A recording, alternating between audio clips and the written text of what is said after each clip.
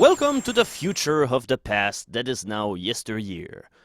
Remember back when the year 2010 actually meant something like, oh, we're gonna have flying cars, teleporters, and all sort of things. And then you realize that pretty much nothing has changed except that, well, you have things like Facebook, Twitter, and well, instead of making it so that there's a whole lot of fantastic things out there, there's just a whole bunch of things to rot your brain. So we're gonna celebrate what the year 2010 was supposed to be by let's playing Street Fighter 2010, The Final Fight.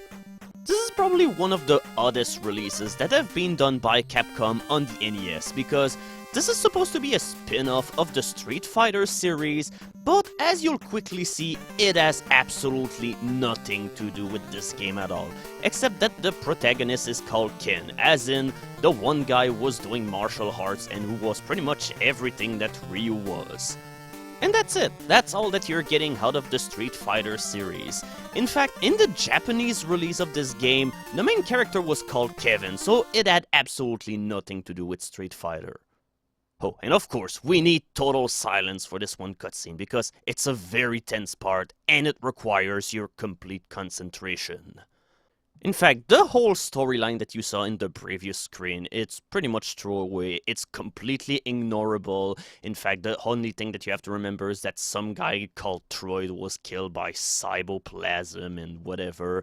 And right here we have the main mechanic of the game which is being described. You have to destroy enemies in every single level in order to collect their energy, and whenever it'll be done, you will be able to access a new area.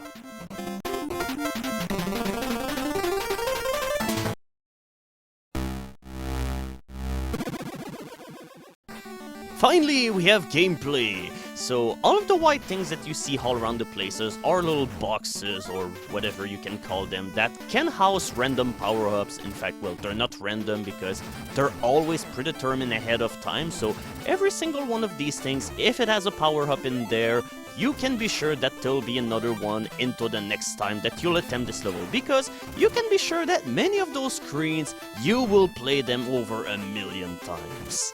So here's our main foe, Target, the devil scorpion that flies in the air. Why do I have the feeling that I've heard that somewhere before? So anyway, yeah, this scorpion right here is not the hardest boss because he just flies around, and whenever he swerves toward you and tries to sting you, he's invincible, but he's really not much of a threat. In fact, in the first few levels in the game, you will die mainly because you're trying to figure out what the controls do. This is really not an intuitive game to play in the slightest. This level is the closest that this game comes from being a Street Fighter game because of the arena itself. In fact, it's pretty well detailed, especially for an NES game. It just feels the impression that you're into some sort of bar fighting this really mean guy with the mace to death. Many of the levels in the game will pretty much just be a one-on-one fight against a really hard opponent like this one. In fact, for this early in the game, he's a pretty tricky guy. In fact, you'll meet him again later in the game under more grave circumstances. So this guy is called the Basher because most of the enemies in the game have names, but the manual only lists the name of about 8 of them in a pure move of laziness. In fact, some of this game makes it look as if the people who made the game or the publisher was kind of embarrassed about it. In fact, I'm pretty sure that if it didn't have the Street Fighter name on it, this game probably would have never been heard of. And in fact, I'm pretty sure that this game would have remained in complete obscurity if it wasn't for the angry video game nerd who did a review of this game sometime in 2010. So here we go, we're gonna fight a Bionic Commando reject into this level. But yeah, this is a really underrated game because this game really got a whole lot of flack because, well, it didn't play like Street Fighter at all. The Ken connection really has absolutely nothing to do with the actual game or anything. But the gameplay itself is really fun, and as soon as you get used to the pretty tricky controls of this game, this is a game that you'll have a whole lot of fun playing, provided that you can cope with the high difficulty that this game has. The first planet is not too bad, but that's the only part of the entire game which can be deemed as easy. Yeah, the controls can be awkward because in order to do those diagonal kicks like I was doing, in order to do these, you have to press down and B. Yeah, you have to press down in order to shoot up.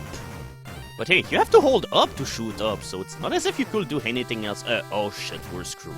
There is absolutely no way that we can make it through, so... time to get crushed, Mr. Ken.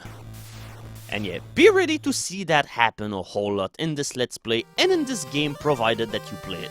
You will die a lot while playing this, but thankfully, this game do feature unlimited continue, so provided that you're patient, you will make it through this game, and well, you're definitely gonna need a whole lot of time.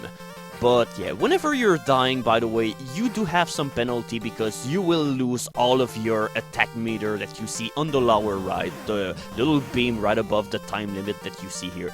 You make it rise up by collecting all of those seeds that you find into those white things scattered all around the place, and you need 2 of them in order to make it so that your attack range gets laden more and more, because on the default range, you have absolutely no possibility to hit anything which is beyond like 1 foot ahead of you. So here we go, we finally have 3 powers, so our range will definitely start being more interesting, but make sure that you preserve it really well, because well, you'll see what happens whenever we'll fight the boss. And yeah, those things are supposedly enemies. If you stand on them for too long, you will take damage. So here we go, we finally reached the boss of this rather lengthy level. Well, for the standards of this game, no level in this game is really that long, but well, for this game, they can sometimes take an eternity. So yeah, this guy is pretty tricky because dodging all of the boxes can be tricky. So here we go, we've killed him! Oh my god, fuck you, game. Yeah, try telling me that the corpse of the guy that I killed threw a box at me. Thanks a lot. Oh, and one nice tidbit about your attack power into this game. I have 3.5 right now, but I won't have it for too long. Yeah, if you have more than 2.5 power, whenever you get hit by an enemy, you lose an entire range power up, so don't expect your attack range to be really that long whenever you're playing the game. Meanwhile, in Puke City, yeah, this game really has some strange transition parts, because whenever you're teleporting from place to place, eventually you end up into this sort of trans-dimensional limbo where you're being attacked by mutant frogs and where there's not a whole lot happening. And yeah, this thing right here is a small health power-up. It refills 1/2 of your health meter. And yeah, mind the time limit whenever the portal appears, because you have 10 seconds in order to reach the portal and exit the level in time, because if you fail to get there in time, the portal will close, you will die, and you have to replay the entire level again. So the final boss of this planet is the Sparkman astronaut wannabe. Yeah, why does all of these enemies look like enemies that were taken from other Capcom games that have been butchered beyond any kind of recognition? So all in all, it's a really nice game, but it will quickly frustrate you as you get to the later part of the game. But here we go, we have storyline into the game. Like I said previously, the storyline in this game is completely throwaway. You could skip it and you will not miss anything. In fact, it's not even like bad, good or anything. It's entirely forgettable, so I wouldn't mind you if you decided to skip through these. Coming up next, an angry green planet.